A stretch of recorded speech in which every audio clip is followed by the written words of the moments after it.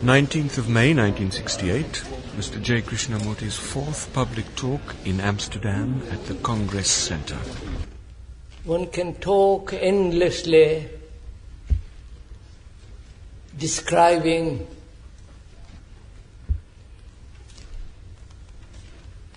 piling words upon words, coming to various forms of conclusions. But out of all this verbal confusion, if there is one clear action, that action is worth 10,000 words. And most of us are so afraid to act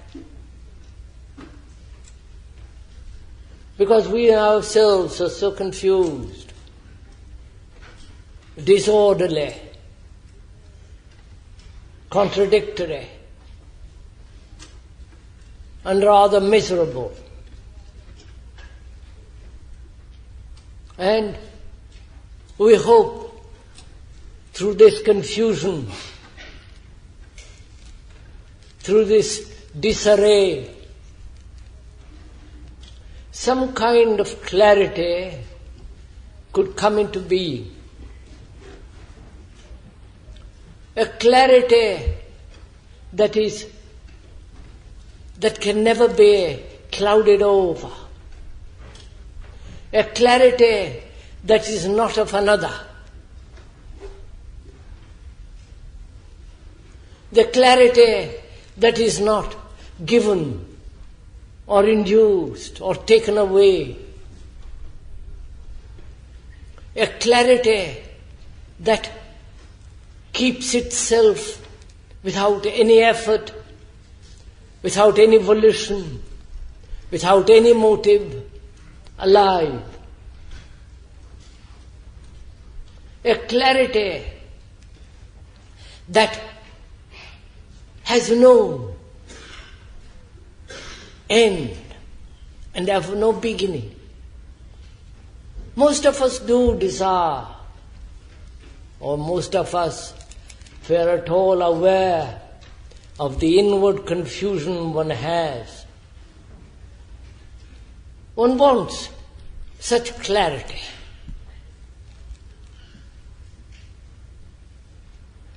And if we may, this morning, and I'm sorry you have to sit in a hall like this, when there are lovely clouds, clear sunshine, and waving trees, to sit in a hall is rather unpleasant, I'm sorry.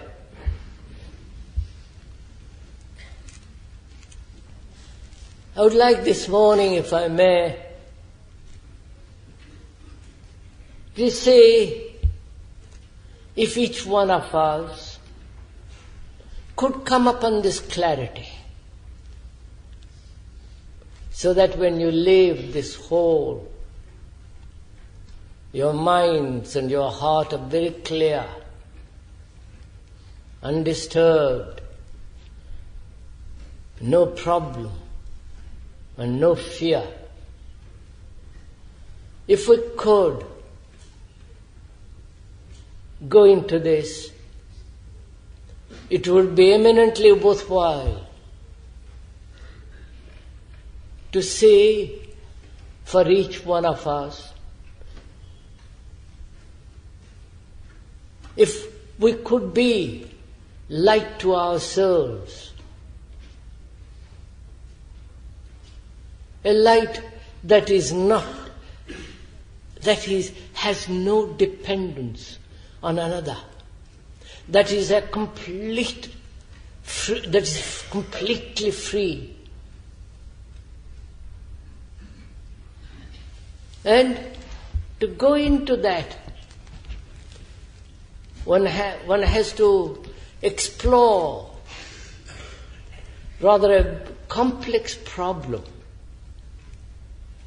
Either one can explore it intellectually, analytically, taking layer after layer of confusion and disorder, taking many days, many years, perhaps a whole lifetime, and then not finding it. Either you do that, this analytical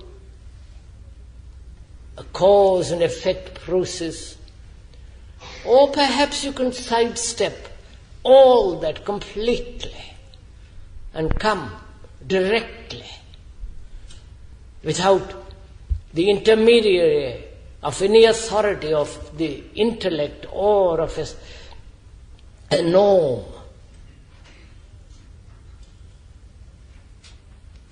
And to do that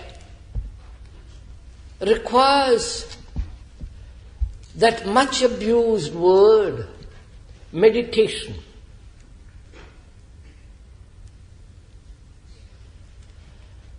That word has become, unfortunately, a monopoly of the East.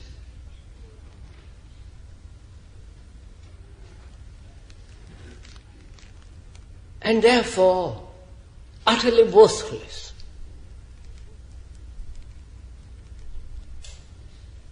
I don't know why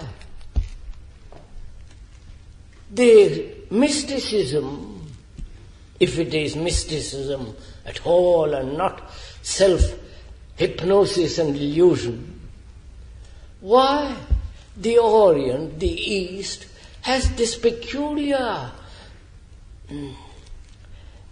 dominance over the West about spirituality, as though they have got it in their pocket and give it out to you. Most of them do at a considerable expense. You have to pay for it. Or they use that as a means of exploiting you in the name of an idea or a promise. I don't know why both in India and those unfortunate people that come out of that country, including myself, though I am not an Indian, I refuse to have any nationality, there is a peculiar feeling that being an old civilization have talked a great deal about this peculiar quality of spirituality, that they have this authority. I'm afraid they haven't. They are just like you and me. They are as confused, dull, clever with their tongue, and have learned one or two tricks. And can try to convey to others the method, the system of meditation. And so that word has become rather spoilt. Like love, it has been besmirched. But it is a lovely word. It has great deal of meaning. There is great deal of beauty. Not in the word itself, but the meaning behind that word. And we are going to see for ourselves, for each one of us, if we cannot come upon this state of mind that is always in meditation,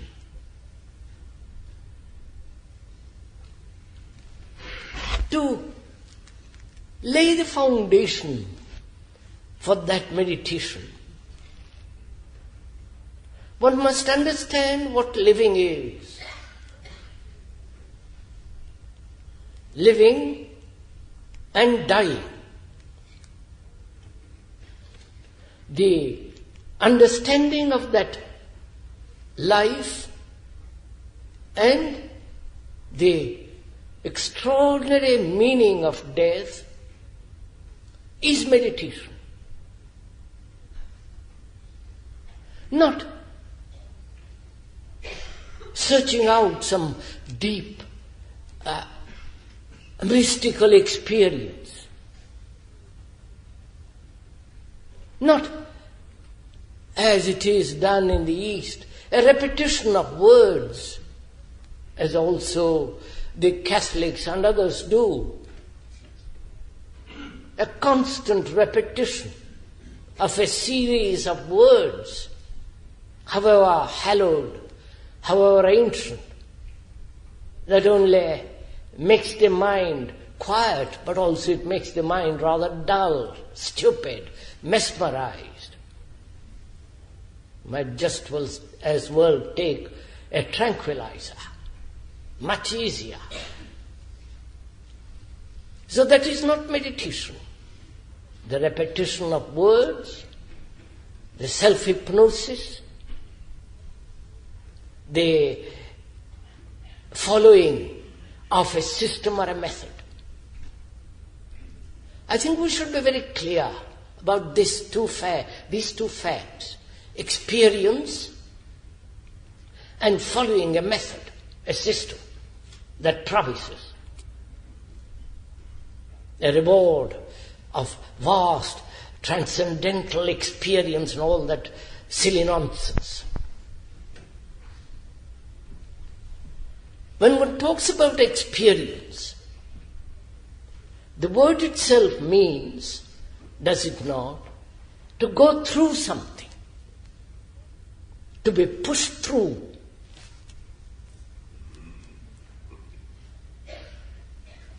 And to experience implies also, doesn't it, a process of recognition. I had an experience yesterday, and it either gave me pleasure or pain, and to be entirely with that experience, one must recognize it. Recognition means something that has already happened before. And therefore, experience is never new. Do please bear this in mind. This can never be new, because it already has happened. And therefore there is a recollection, remembrance, a memory of it. And therefore, a person who says, I've had great transcendental, tremendous experience,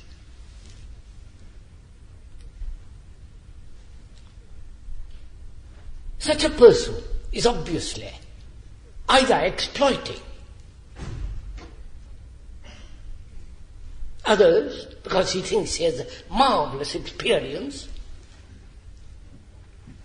which is already has happened, therefore it's utterly old, or a person who says, I have had most extraordinary spiritual experience, wants to exploit others.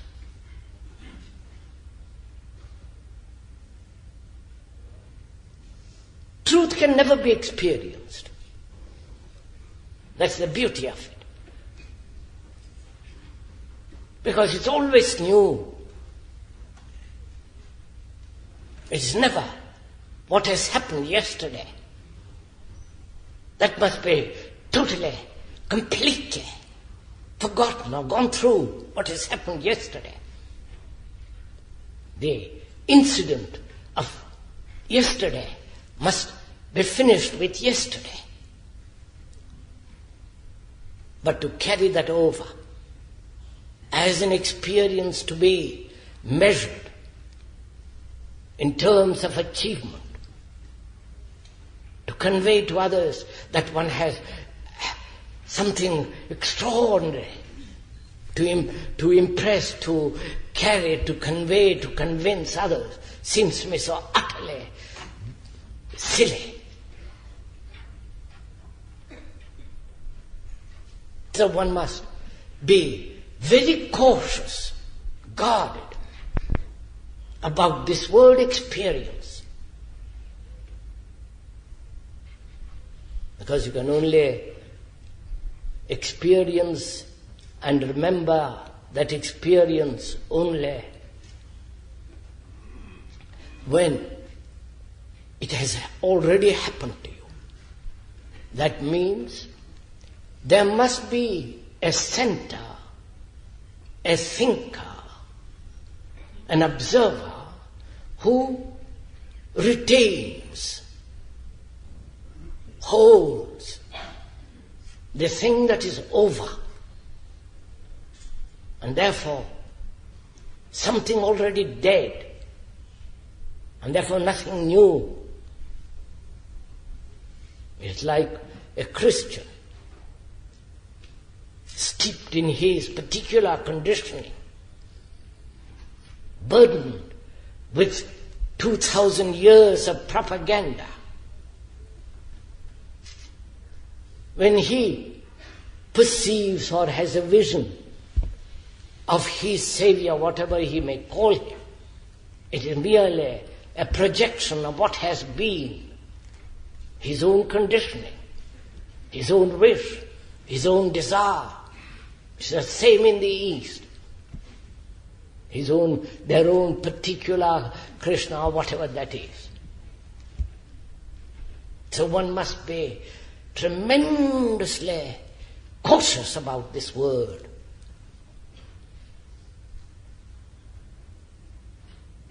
You cannot possibly experience truth as long as there is a center of recollection as the me, as the thinker. Truth is not. And when another says that he has had an experience of the real, distrust him. Don't accept his authority. And we all want to accept somebody who promises something. Because we have no light in ourselves. And nobody can give you that light. None.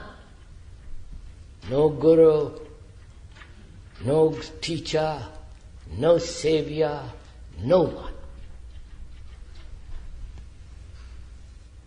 Because we have accepted so many authorities in the past. We have put our faith in others. Either they have exploited us, or they have utterly failed. So one must distrust, deny all spiritual authority. Nobody can give us this light that never dies. And the other thing is this acceptance of authority, the following of another who promises through a certain form, certain system, method, discipline, the eventual ultimate reality. To follow another is to imitate. Please do observe all this. Listen to all this simply. Because That's what one has to do. One has to completely deny the authority of another, however pretentious, however convincing, however Asiatic he be.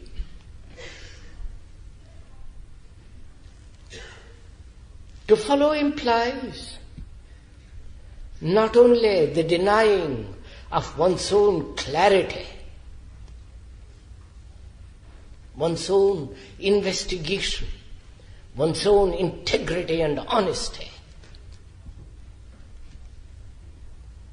but also it implies that your motive in following is the reward. And truth is not a reward.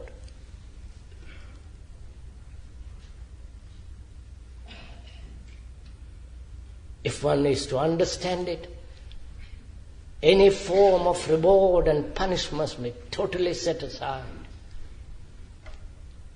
Authority implies fear.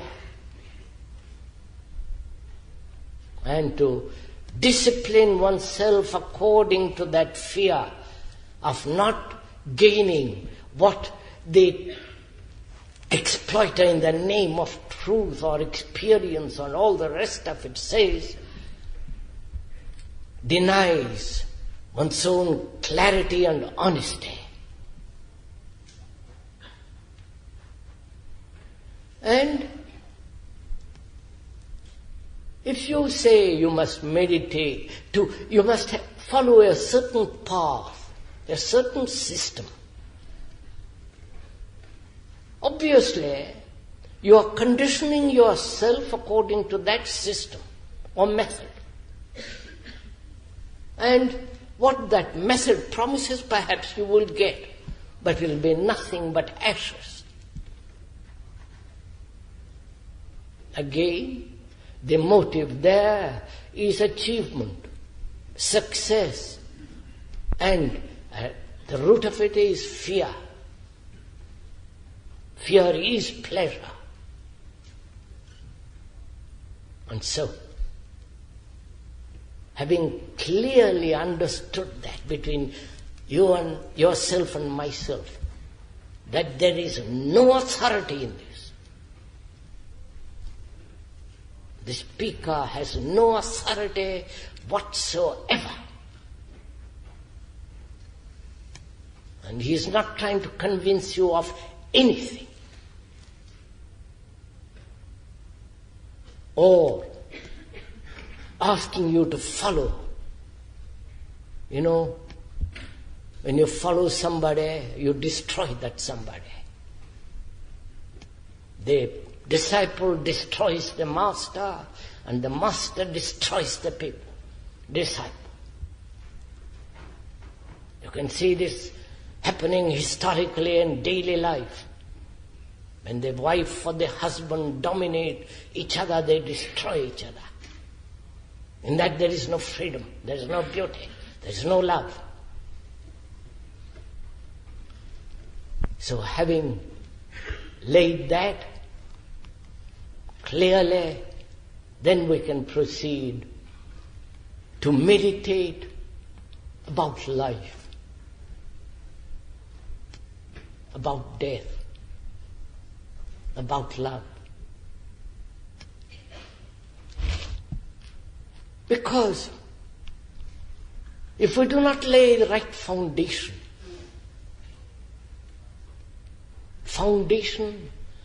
of order, of clear line and depth,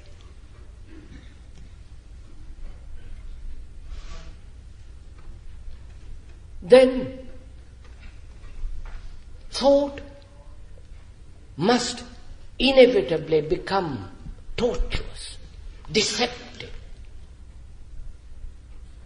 unreal, and therefore valueless. So, the laying of this order, this foundation, is the beginning of meditation.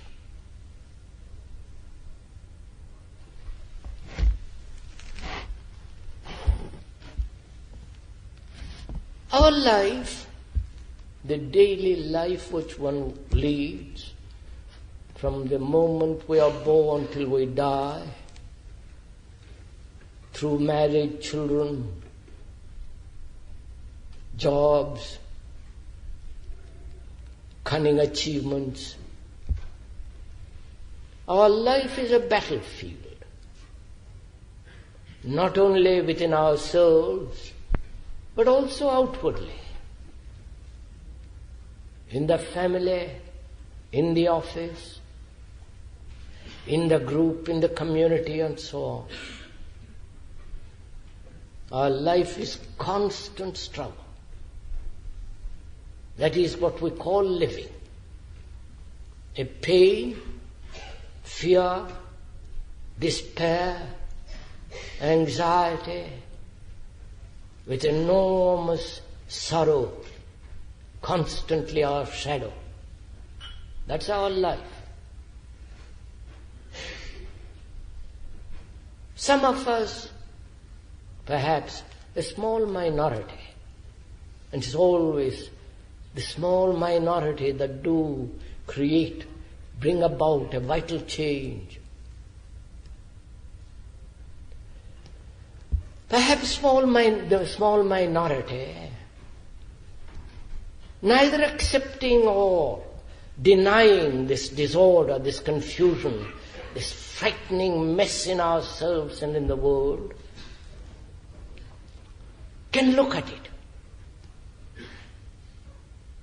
can observe this disorder without finding external excuses, though there are external causes for this confusion. To observe this confusion, to know it, not only at the conscious level, but also at the deeper level. You know, a great deal, especially in the West, has been written about the unconscious.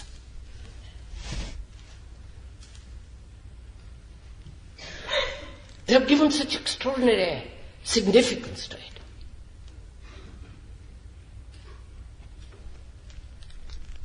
It is as trivial, as shallow as the conscious mind.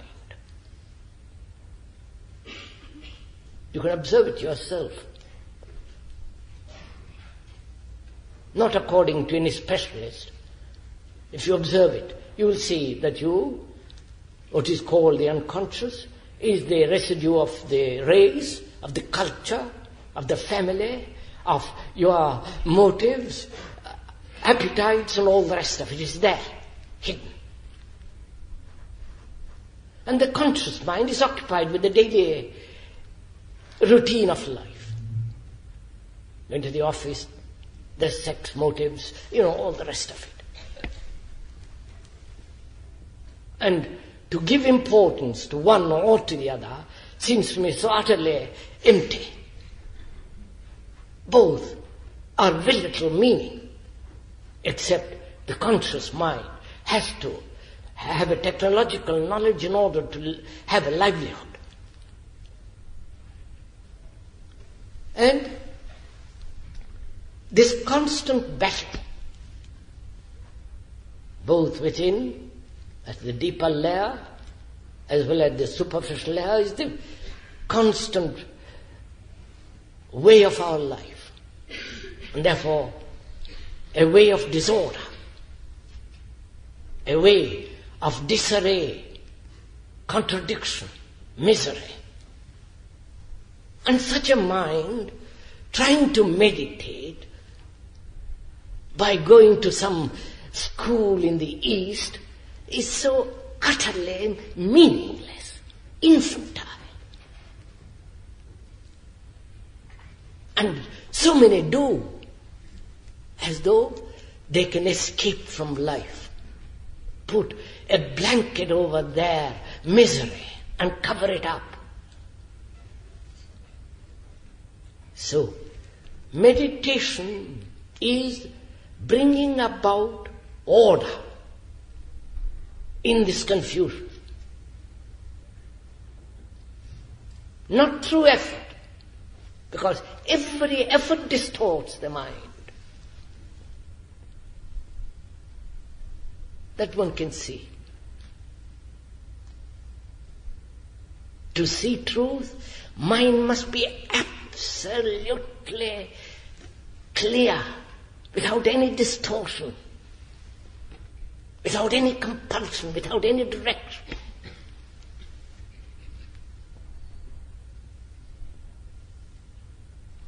So, this foundation must be laid, and which is, there must be virtue. Order is virtue. This virtue has nothing whatsoever to do with the social morality, which we accept. Society has imposed on a certain morality, and the society is the product of every human being.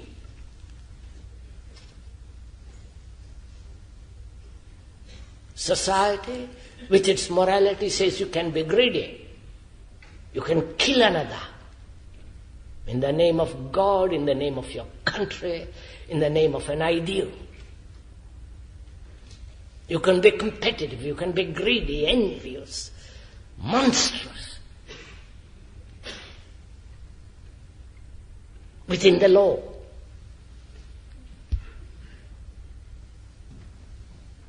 And so, such morality is no morality at all. You must totally deny that morality within yourself in order to be virtuous. And that's the beauty of virtue. Virtue is not a habit. It is the thing that you practice day after day in order to be virtuous. Then it becomes mechanical, routine, without meaning.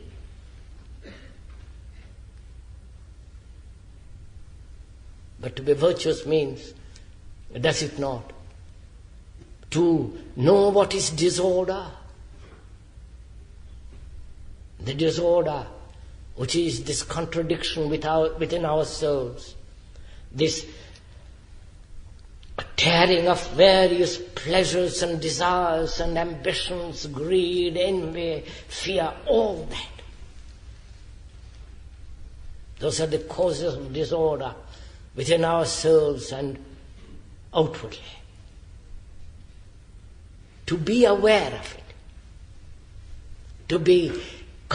to come into contact with this disorder. And you can only come into contact with it when you don't deny it, when you don't find excuses for it, when you don't blame others for it.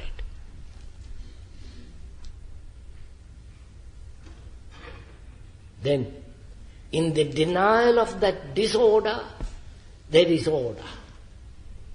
Order isn't a thing that you establish daily.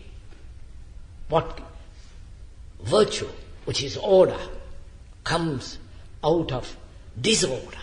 To know the whole nature and structure of that disorder. This is fairly simple if you observe in yourself how utterly disorderly we are, which is how contradictory. We hate and we think we love. There is the beginning of disorder, this duality.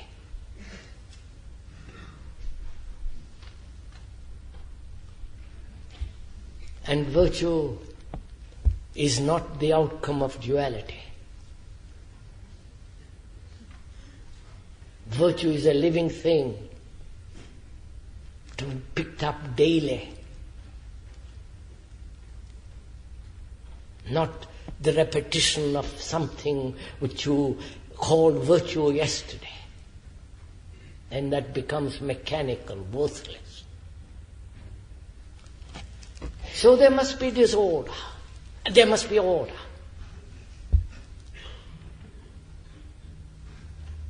And that's part of meditation.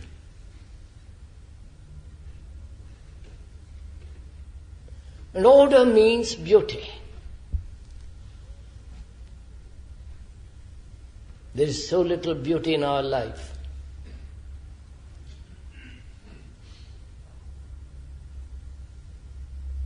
And beauty is not man-made. It's not in the picture, however modern it is or however ancient. It's not in the building, in the statue, in the cloud or on the leaf or on the water. Beauty is where there is order. A mind that is utterly unconfused. That is absolutely orderly. And there can be order only when there is total self-denial. When the me has no importance whatsoever. And the ending of the me is part of meditation. But that is the major, the only meditation. And also, we have to understand another phenomena of life, which is death. Old age, disease, and death accidentally, through disease, or naturally. We grow old inevitably.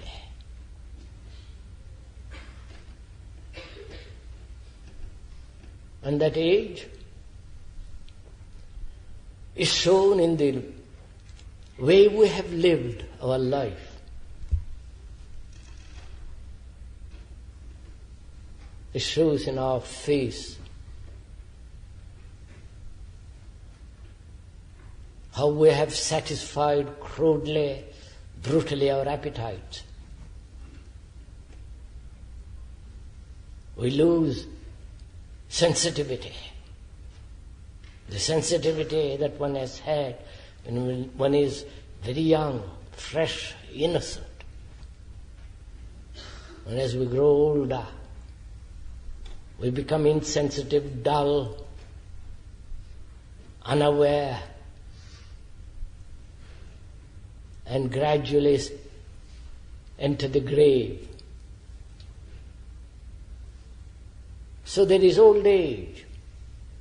And there is this extraordinary thing called death, of which most of us are dreadfully frightened. If we are not frightened, we have rationalized this phenomena intellectually and have accepted the edicts of the intellect. But it's still there.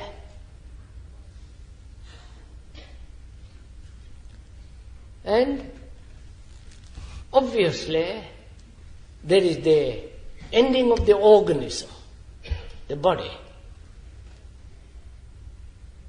And we accept that naturally, because we see everything dying.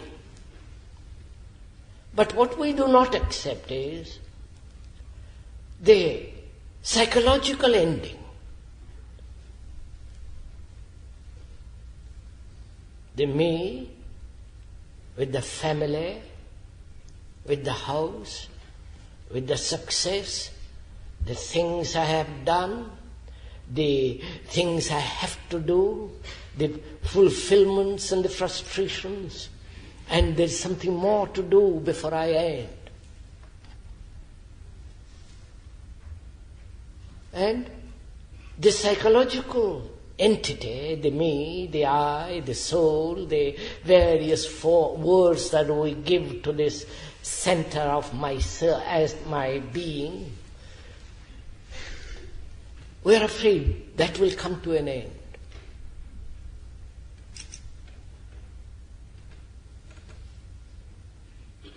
Does it come to an end?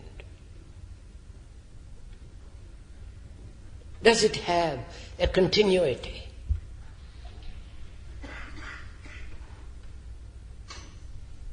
And the East has said it has a continuity.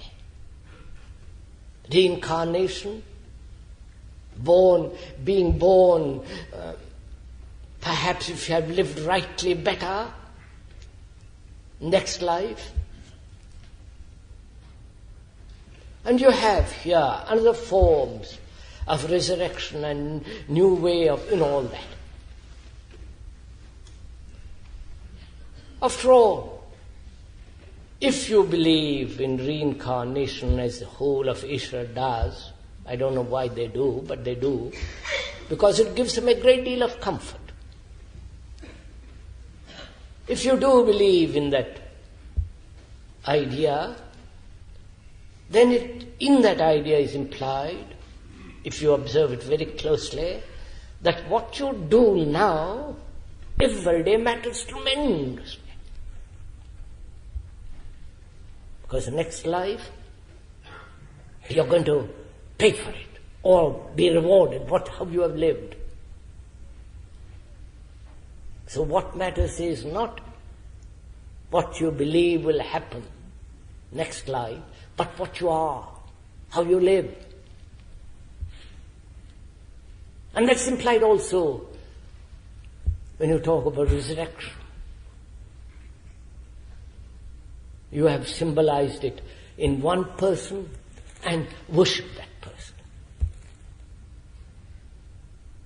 Because you know yourself, you don't know how to be reborn again in your life now. Not in heaven, at the right hand of God or left hand or behind or forward of God, whatever that may mean.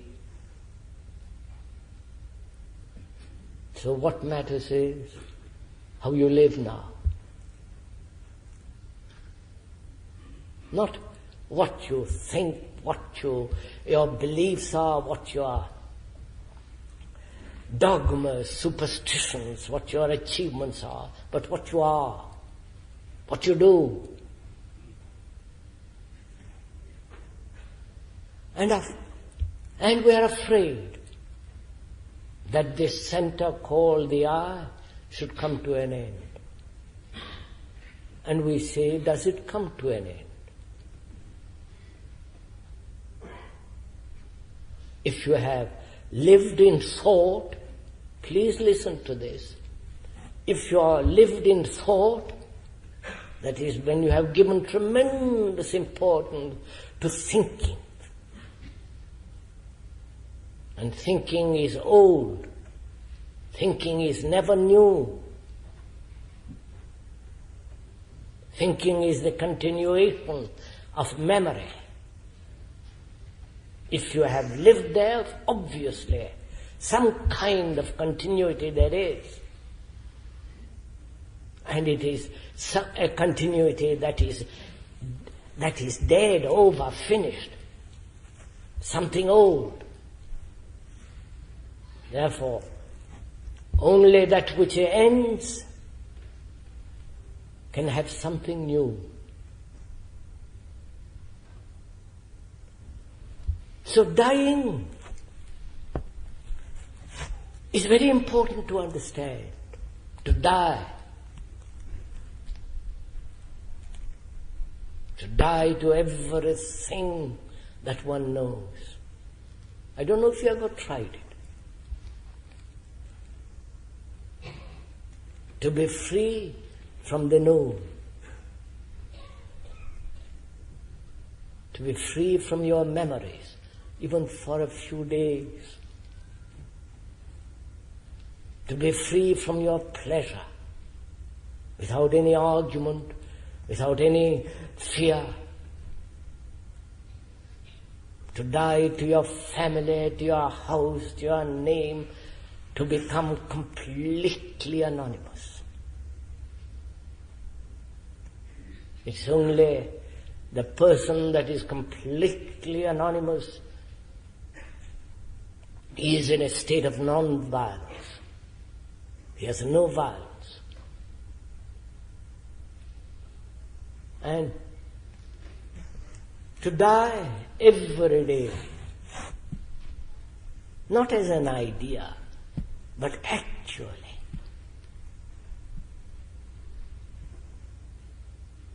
Do it sometime. You know, one has collected so much. Not books, not houses, not bank account, but inwardly.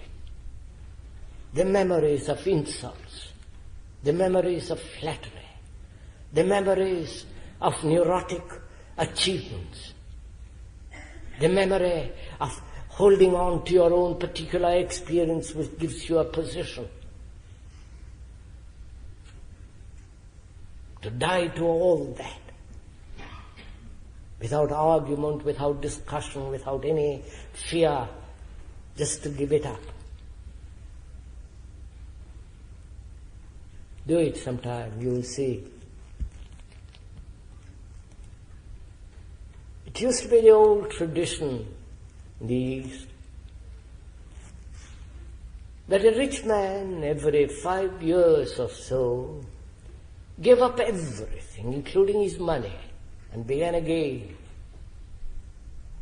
You can't do that nowadays. There are too many people. Everyone wanting your job, population explosion and all the rest of it. But to do it psychologically, it is not detachment.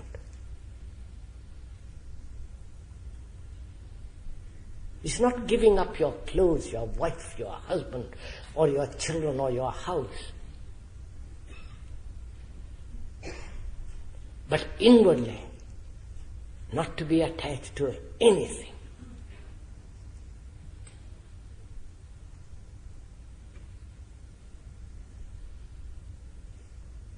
In that there is great beauty. After all, it is love, isn't it? Love is not attachment. When there is attachment, there is fear. And fear inevitably becomes authoritarian, possessive, oppressive, dominating.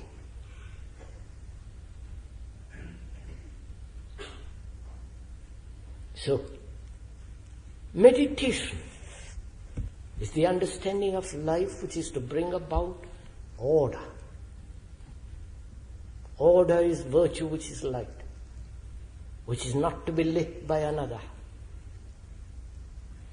However experienced, however clever, however erudite, however spiritual, nobody on earth or in heaven can light that, except yourself in your own understanding and meditation.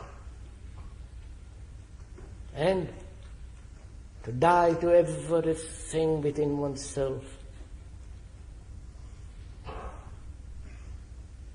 For love is innocent and fresh, young and clear. Then,